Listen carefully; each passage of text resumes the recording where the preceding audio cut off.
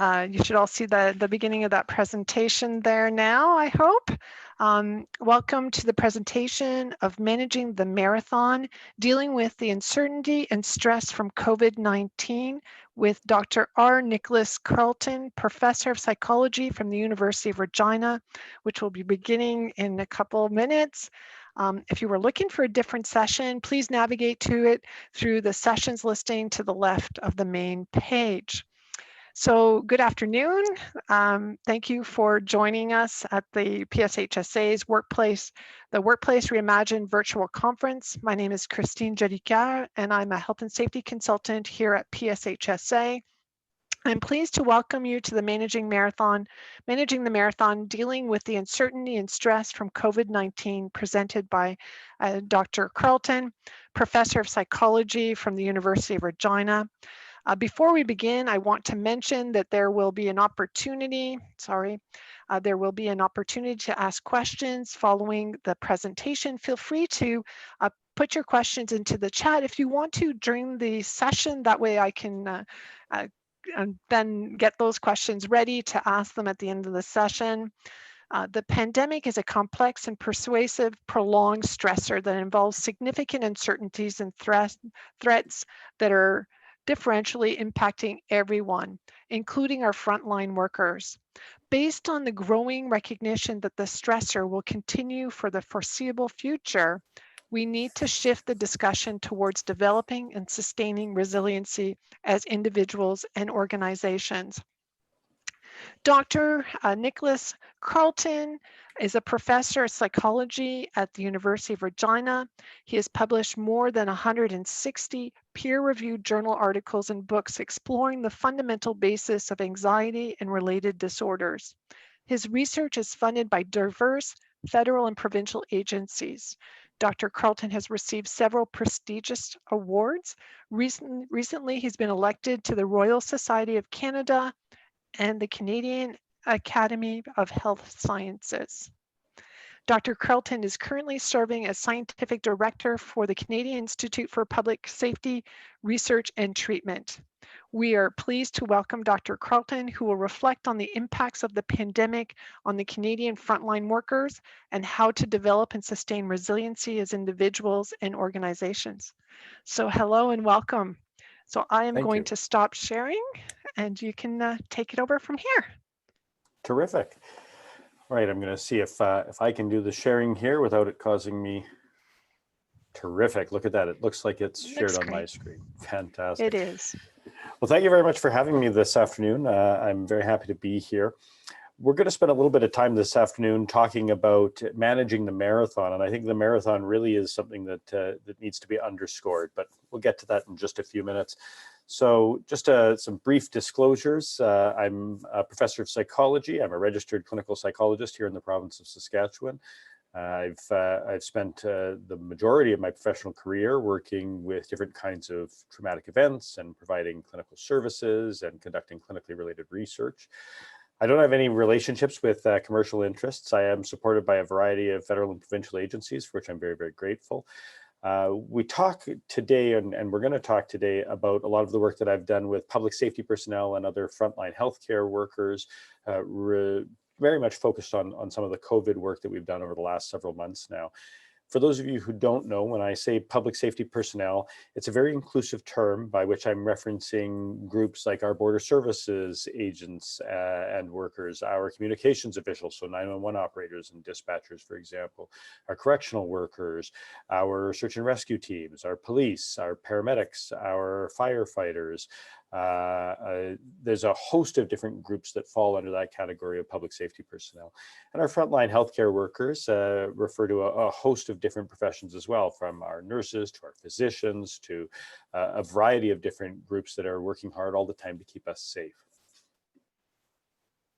So let's talk a little bit about potentially psychologically traumatic events. And sometimes we call those PPTEs just so that you can get through the lectures and the sentences, because otherwise it takes a tremendously long time to say anything. So a PPTE is a stressful event that can cause diverse mental health injuries. So we'd like to talk about potentially psychologically traumatic events to differentiate them from physically traumatic events, which are often just referred to in short as traumas, depending on which discipline you're working in. And we like to emphasize the potential nature. The reason that we emphasize the potential nature of a psychologically traumatic event is that not everybody who's exposed to a psychologically or a potentially psychologically traumatic event becomes injured. Whether I find something psychologically injurious at any given time changes. And it doesn't just change across different people, it changes within different people. So these events include things like significant threats of harm to the self or others. These can happen directly. So it can be something that happens to me specifically or something that I witness firsthand. But, and importantly, it can also happen indirectly, which is sometimes called vicariously or secondary traumatic stressors. This is where I witness the aftermath, or I learn about it happening to a loved one, or importantly, it's part of providing support or care. So when we think about our public safety personnel and our frontline workers, a lot of them are engaged right now in ongoing challenges with respect to a potentially psychologically traumatic event or a PPTE, and that is COVID-19 and all of the fallout that we're seeing associated therein. And being exposed to a PPTE can lead to several different mental health injuries. One of the ones we tend to focus on is post-traumatic stress disorder, or PTSD, because that's one that makes a lot of sense. So it's a trauma, well, it's the post-trauma stress disorder. But exposure to a PPTE can result in any number of different mental health injuries, including major depressive disorder, panic disorder, substance use disorders. So we really want to make sure everybody broadens their understanding of what those kinds of exposures can lead to. Most potentially psychologically traumatic events last seconds or minutes, maybe hours, but they very rarely last days or weeks. And not everybody exposed to a PPTE becomes injured. That's really important to recognize. As soon as we start talking about PPTs that last for several days or weeks or months, we start talking about a different kind of thing. We start talking about protracted PPTs. And these can be associated with very much different kinds of responses and very much similar responses, but there's a different set of responses that can occur there. So increasing comorbidity with respect to mental health injuries. They can also distort your sense of self or your core personal or social identity. They can cause significant emotional dysregulation, difficulties with behavior, cognitions, relationships, physical health. So it becomes a far more pervasive set of changes that occur. And most people can be expected to be impacted in some way by a protracted PPTE. So COVID-19 may be something that qualifies as a protracted PPTE. There's certainly a very solid argument to be made about that. Most of the time it refers to more dramatic kinds of exposures like ongoing torture or entrapment or confinement or protracted exposure to war zones or active military engagements. But this is a different kind of stressor that we're experiencing now. And I think the argument can be made that it is a pretty pervasive stressor that is protracted and that it's lasting months, and we expect it to last for a while yet. Again, though, not everybody who's exposed to it becomes injured. And whether I have an injury or I'm expressing injurious symptoms changes over time. So this is what's really important and complicating about these kinds of protracted stressors. So something that happens for a very short period of time can have a big impact on me, but it tends to be over fairly quickly. In this case, it's something that's having different kinds of impact on me from day to day, and it's lasting for months and months on end. So as a protracted PPTE, COVID-19 is in fact a threat, and it's lasted since at least March, if not beforehand, here in North America, and it will likely last for months or even years yet to come. So I'm very excited, as I'm sure many people are, about the progress that we're seeing scientifically with a vaccine. But we need to make sure that we understand that if there is a vaccine that's declared successful tomorrow and it's got all of the assurances we might want for it, there's still timelines associated with distribution, still timelines associated with recovery for people who are sick and injured and ill because of the disease. And so this isn't something that's going to be gone very quickly, which means we need to brace ourselves for some ongoing challenges here. And we have been so far, but we need to continue to map that forward for several months at least. One of the big challenges is that this threat is effectively invisible. It's a virus. We can't see it. I may not be able to see that you yourself have the disease because you may be asymptomatic. You may not know that you have the disease.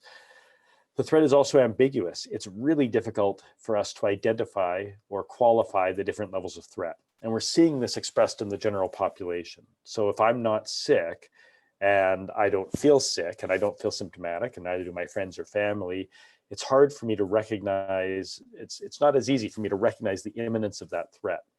And it's hard for me to judge, well, just how threatening is this? That's made even more difficult right now because of the myriad of data that are available, some of it from reliable sources, some of it from unreliable sources.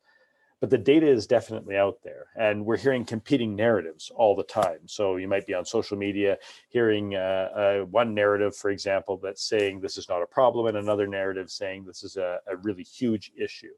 And the very fact that that competing narrative, the fact that that competing narrative is there is creating ambiguity for us. That increases the uncertainty, and that in and of itself is a challenge.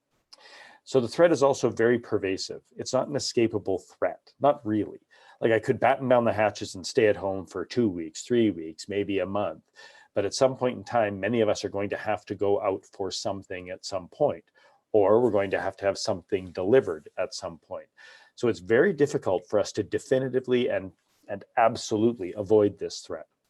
This combination of additional challenges with respect to uncertainty and length of time makes the COVID-19 threat a particularly challenging one. That's part of why we see a variety of different groups engaging in trying to help us manage the challenge.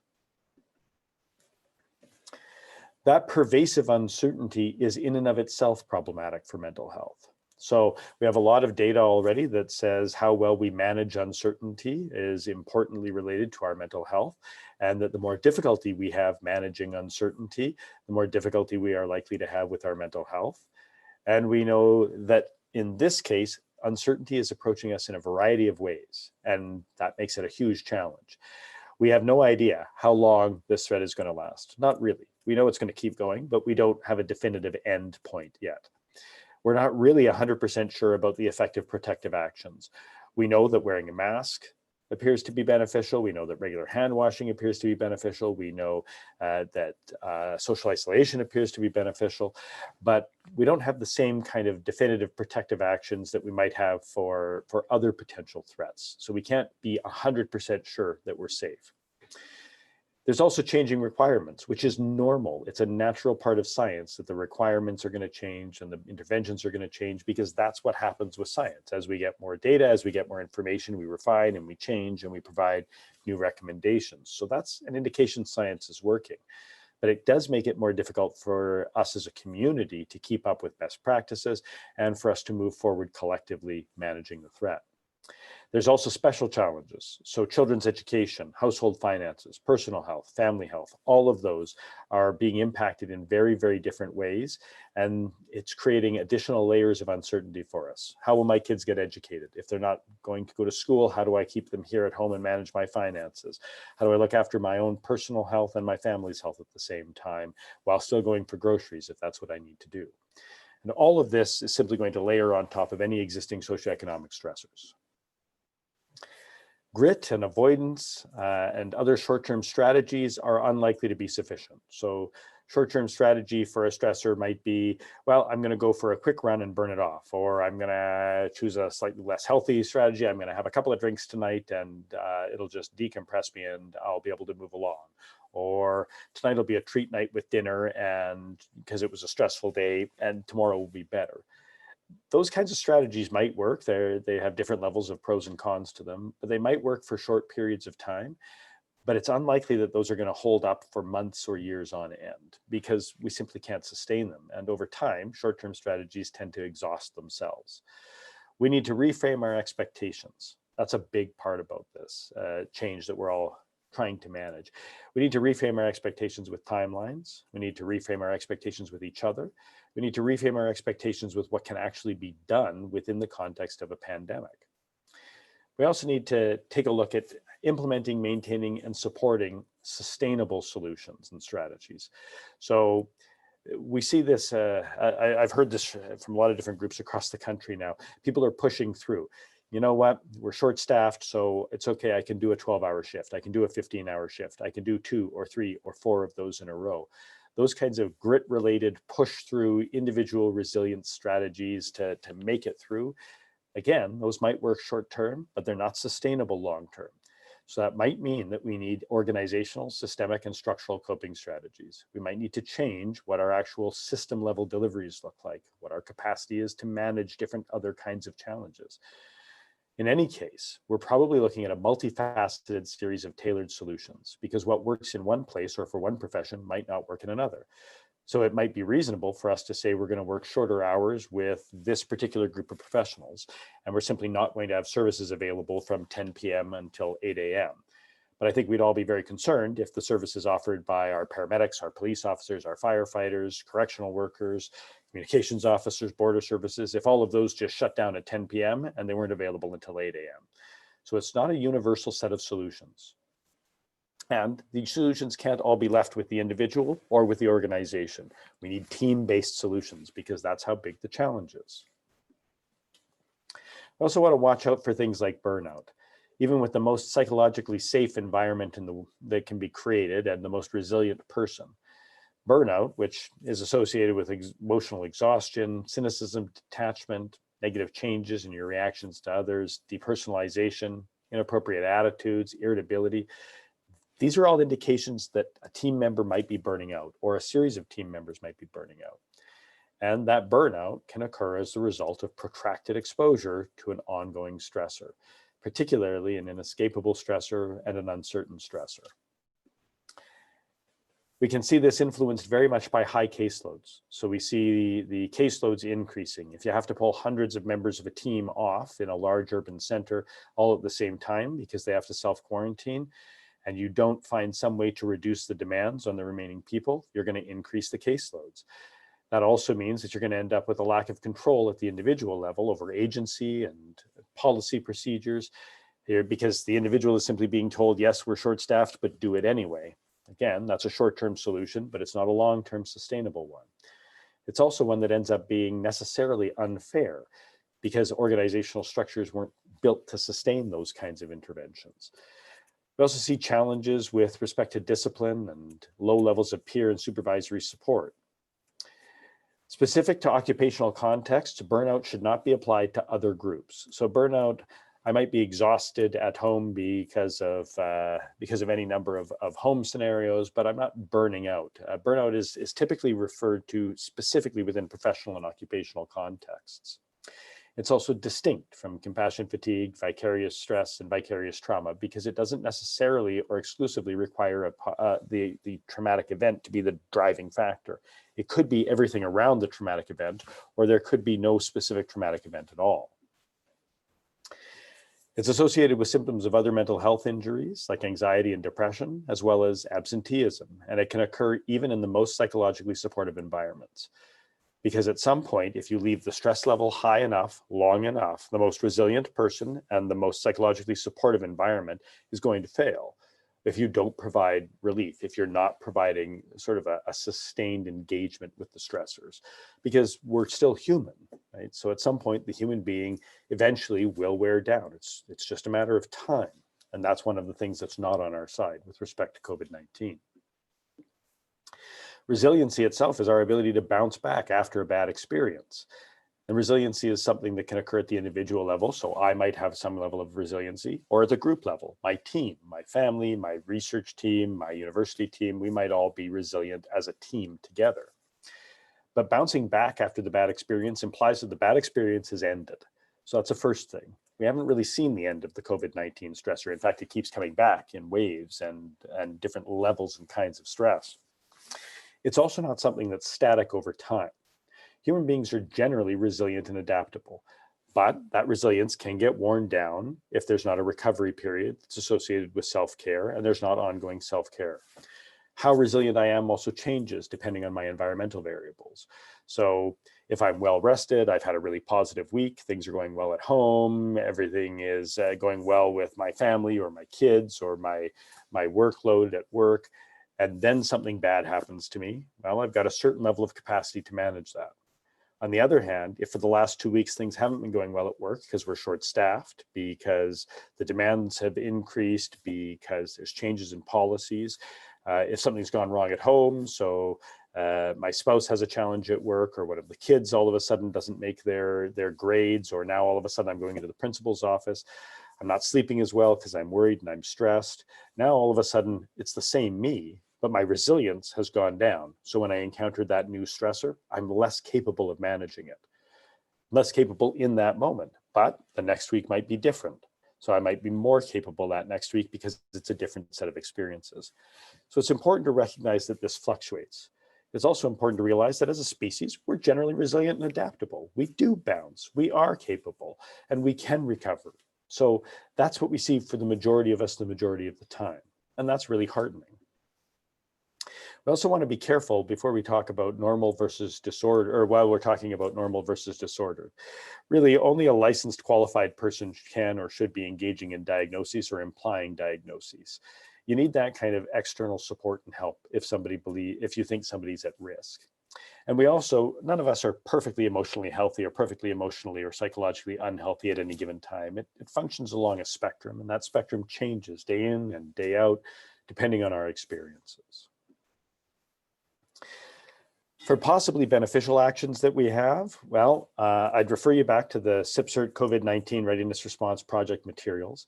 You can find that on our website here, where we've got a host of webinars and summaries, along with recommendations and some mindfulness tools and rationale behind everything that we've put up so far. So we don't have time today for me to go over all of those in detail. I'm happy during the Q&A to talk about specific components. But if you go onto the website, you'll also find a task force recommendation series and links and additional expanded information for some of the tools that we've talked about in the past few months and some of the things we're going to talk about yet during this presentation. One of the things that I like to recommend as a potentially beneficial action is directly engaging with people's mental health during a stressor. So in one of the publications that we have, and you'll find the research evidence is in the bottom right-hand corner of the screen if you're interested. This is one of our peer-reviewed publications. We found data that suggests almost any kind of mental health training seems to be associated with at least a slight reduction for most of the mental health disorder symptoms that were screened in a very large sample of our public safety personnel. That doesn't mean that any of these or anything definitively resolves the screening or resolves the mental health challenges, but it does look like engaging in critical incident stress management or critical incident stress debriefing or mental health first aid or peer support or road to mental readiness, pretty much any mental health training that people could come up with did result in a slight reduction that was still statistically significant with respect to mental health symptoms. So that's really hopeful for me. And the reason that it's hopeful is it implies that directly engaging with mental health and talking about mental health and trying to provide resources to your team for mental health can all be beneficial. And it's not necessarily, at least at this point, a specific thing or training program that you do. It's the fact that you're trying to provide training and you're bringing people's mental health to their own mind's eye as part of the discourse. You're recognizing it, and that allows for everybody to engage in self-reflection and to maybe make some different choices. We also know that directly engaging with specific occupational stressors may be associated with benefits for mental health. So we know this because we've seen relationships between different kinds of occupation-related stressors and mental health disorders. So you're more likely to screen positive for a mental health disorder if you believe your coworkers are looking down on you, if you feel like you always have to prove yourself to the organization, if you feel different rules apply to different people, challenges associated with dealing with coworkers, if there's constant changes in policy or legislation and you're having trouble keeping up with them. So if you're having trouble managing any kind of social life outside of work, if you're working a lot of shift work or overtime, all of this should probably sound familiar to anybody who's helping to manage the pandemic right now, because these are challenges that we're all facing in different ways. So if these things are associated with an increased risk for screening positive for a mental health disorder, that also offers us an opportunity to look at what we might be able to change here so that we can reduce the impact of these things at an organization level. We also know that one of our best lines for support is actually the first and frontline supports. So as a psychologist, I like to think that I'm potentially a first choice if somebody thinks that they're having a mental health challenge. But as it turns out, the data that we have says with or without training, no, I'm not a first choice. And that probably comes as something that's not a huge surprise to everybody, because it's a bit more intuitive. When you look at who people really want to talk to first if they're having a mental health challenge, it's their spouses, it's their friends. And so let's make sure that we're providing resources and access to resources to spouses and friends so that information is being shared with them, because that's who I'm most likely to go and talk to if I'm having a problem. And that seems pretty intuitive, but I'm very glad we have data that supports that. It's also because our spouses and our friends are likely to be the first ones to notice changes in our behavior early on that might become problematic. So let's make sure that we're supporting those other first line supports by directly or indirectly making sure that they know and that we know that they're important parts of our mental health regime. There's a few possibly beneficial actions. This is our very first global pandemic that we're managing at least in this lifetime. And so there's some recommendations that we've been able to make that we think are probably likely to be beneficial. And we're saying it with so many caveats because we don't know for sure yet, but these things make sense. And so we think we can defensively argue for them. Engaging in regular constructive supportive communication. Demonstrably valuing and empowering your team members. So going out of your way to do so. Facilitating as much consistency as possible. Let's get the uncertainties down wherever we can. Manage those internal expectations with regard to uncertainty and change. We have to accept that there's going to be uncertainty and that there's going to be change, and that's hard for all of us. But we also have to manage external expectations regarding capacity, because the practical reality is we may not be able to deliver the same services in the same ways as we could before, and that's something we have to deal with up front instead of pushing through. We also want to recognize and emphasize everybody's success wherever possible, because that will help to sustain performance. And just so we don't get this lost, sustained performance is in and of itself an ongoing success, particularly when we're looking at months of an ongoing stressor. And we want to systematically support self-care with workplace structures.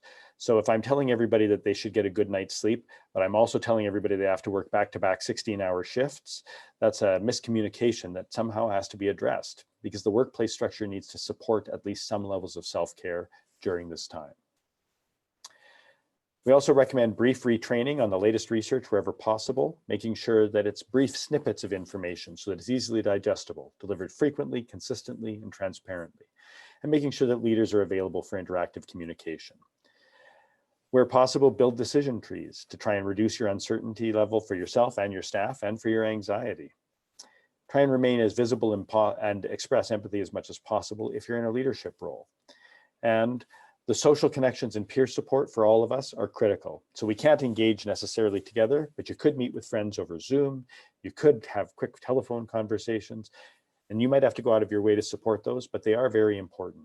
And you want to support healthy, sustainable routines wherever possible. So an extra couple of drinks every now and again is not necessarily a problem. An extra couple of drinks every night or every 2 or 3 or 4 or 5 every night becomes more challenging. So look after sustainable routines at the individual level and support them at the organizational level. Keep in mind that self-care, which we're all, I hope, quite familiar with, is not a luxury. Mental health monitoring is not a luxury right now because we need everybody to sustain a marathon here. So maintaining routines, sleep hygiene, daily exercise, healthy eating, avoiding substance abuse, taking breaks, staying connected. These are good practices all the time, but they're particularly important during a pandemic. And where possible, where necessary, gain access to professional care. If you're having a mental health challenge or your team members are having a mental health challenge and they need care, make sure that you're avoiding pseudoscientific care and that you're getting the best possible care available. That means evidence-based registered mental health care options, of which there's a variety that are available, and getting them early and as needed. I'll leave you with the last couple of thoughts. We hear this all the time, but it really is, I'm seeing that it's difficult for all of us, myself included, at times to really internalize this. We're in a marathon, which means you need to reframe expectations of yourself and of others. And that really is a big change to ask of us, because we're going to have to reframe those expectations, at least for the next several months, probably for the foreseeable year. It also means that we need to implement sustainable, multifaceted, tailored structural solutions. And that might mean rethinking a lot about how you work your workplace. And that's part of why I'm excited to be able to play some small part in the discussions that many of you are having today. It also means recognizing that you're not alone. You've got access to resources, and here's just a handful of the resources. PSHSA is providing a tremendous resource, so that's why they're not on my list here. But the COVID Readiness Response Project, Wellness Together Canada, the Royal Society of Canada, just to name a few. So you're not alone, and you do have those resources available, and I encourage you to make use of them. Last but certainly not least, before I'm happy to open the floor for discussion and questions, during challenging times like this, it can be really easy for all of us to focus primarily on the challenges, and it can be very hard to focus on our successes and very hard to focus on the many wins that we're seeing. But this quote from Mr. Rogers has always stuck with me, particularly when I think of all the people who are working on our front lines. When I was a boy and I would see scary things in the news, my mother would say to me, look for the helpers. You will always find people who are helping.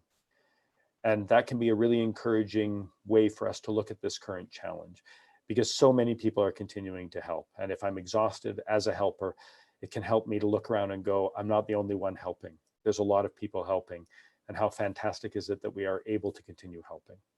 So let's make sure that we're helping everyone who is helping to maintain a sustained lifestyle to protect all of us going forward. So I know that's a lot to cover in only half an hour. I want to thank you all very much, and I'm happy to open the floor for questions and to have a discussion if anyone's so inclined. Thank you again. Thank you so much, Dr. Croteland, for spotlighting the need for individuals and organizations to develop these plans. I'm just going to share my ending slides here. Be patient with me. I believe it's there for sustaining, for resiliency, helping organizations have resiliency and looking at these very important things that they need to look at in their workplaces. As of questions, did anyone want to add anything into the chat? Or I have a couple questions to ask as well. So, or if you want to, my computer has a mind if it's on today. So I think laughing is probably my mechanism when things are not going quite right. So especially today. So I'll have a question for you. And since each organization is probably at a different point, obviously doing different activities and supporting for whatever service that they provide, what would be, when you're looking at that frontline supervisor that has to assist, and I realize it sounds like there's a lot of work to put many of these programs in place, which is fantastic because it's sustainable and allow the organizations to be more resilient on an ongoing basis, even past COVID for years to come, so that they can protect their workers on an ongoing basis. If you had to give the advice and very concise, succinct for a supervisor, a frontline supervisor, what would you tell them? I guess I would suggest that the frontline supervisors need to trust themselves and their team. It's a great question. I think the first thing that I would suggest after, trust yourself in your team. If your team member's saying that they're too taxed or that they're beyond stressed right now, or you think that they are, trust in that. And then at this point, I think we're really asking for some leaps of faith and some big challenges from those frontline managers, because in many cases, what they may need to do is go back to their supervising team, the people that they answer to, and they may have to say one of the hardest words in the English language. No, we can't do that. Right? No, that's not available to you. Yes, we understand that before we were doing that, but we simply don't have the resources and the capacity to do that right now. And we understand that there are consequences to not doing that. So how are we going to manage those consequences? Because the frontline team members that I've had the privilege of talking to and working with over the last several months, they really are working as hard as they absolutely can. I'm not hearing a whole lot of people that are saying they're enjoying a particularly lax time during the pandemic. In fact, I haven't heard anybody say that. They're saying it's hard. We're working as hard as we can, and there's just not enough of, and then insert whatever it is. There's not enough PPE available. There's not enough people available. There's not enough hours available. So those frontline managers may need to reassess what their actual capacity is, and they may need to turn back to the people to whom they answer and say, no, you can't have that right now. Here's the best we can do. I think that's a great synopsis of helpful for those frontline managers, especially when those organizations are maybe not at the point that you said to really have those programs that are embedded and putting together, the decision trees and the various things that can really assist either the frontline workers or the supervisors. Did we have anyone else in our presentation today that had any any questions either through the chat or if you wanted to unmute yourselves. It was an excellent presentation, so I learned lots. Thanks. Okay, well, It's a I lot all will. at once. It's a lot all at Pardon? once. It's a lot all at once from a professor late in the day. So that's a tall order from everybody to get lectured at for 30 minutes from a prof late in the day. Well, and I do believe a lot of it I know is geared towards emergency services, but I think a lot of it deals with a lot of our workplaces that are providing services, whether they be in the service industry or whether municipal government or other organizations. So once again, thank you, Dr. Carlton, for sharing your insights with us today and helping us all reimagine the workplace. We wanted to also thank our Extreme Cross Canada Scavenger Hunt Prize sponsor, the Squamish G Store. Be sure to catch the conference summary and closing address. I guess it'll be probably in about 10, probably a little bit longer than 10 minutes. If you do have any other questions, feel free. I'm sure Dr. Carlton wouldn't mind staying on for a bit longer. So while you wait, you can also check out our chair yoga. So there's chair yoga for people who'd like to go to that. Just go to the chair yoga session and the sessions listing. We hope that you enjoyed the Workplace Reimagined. Please take a few moments to fill out the conference survey, which I think I need to put in here. Hopefully I still have the right paste. Yes. Our conference survey, so that it'll help us for future conferences. Once again, thanks to all our conference and Extreme Cross Canada Scavenger Hunt sponsors for their support and contributions, and for you being part of the Workplace Reimagined. Remember to stay healthy and to stay safe. That was a great presentation. Perfect, thank you. And good luck to everybody. I know you're facing massive challenges. So good luck to all of you as you're trying to reimagine the workplace. And I think it's a fantastic opportunity. Like you said, we shouldn't just be putting these kinds of things into place now for a pandemic. We should be putting these kinds of things into place because they're good for all of the people and for sustaining our workplaces. So I think it's a tremendous opportunity we have to build a better, more robust workplace for all of us. And communities, right? Because work always goes into those workers, into the community, so more robust to be resilient in all our life. Mm-hmm. And it's easy to say, and we say it all the time, do self-care. It's one of the things I heard from a colleague of mine not that long ago. You keep saying to do self-care, but I need something else that I can do in order to solve this. And I asked that same colleague, well, are you doing all the self-care things? Well, no, but those things are hard and I need something easier. And I went, well, if we had something easier, we'd give that to you. So it's a challenge because it's a different frame of mind from what we're used to.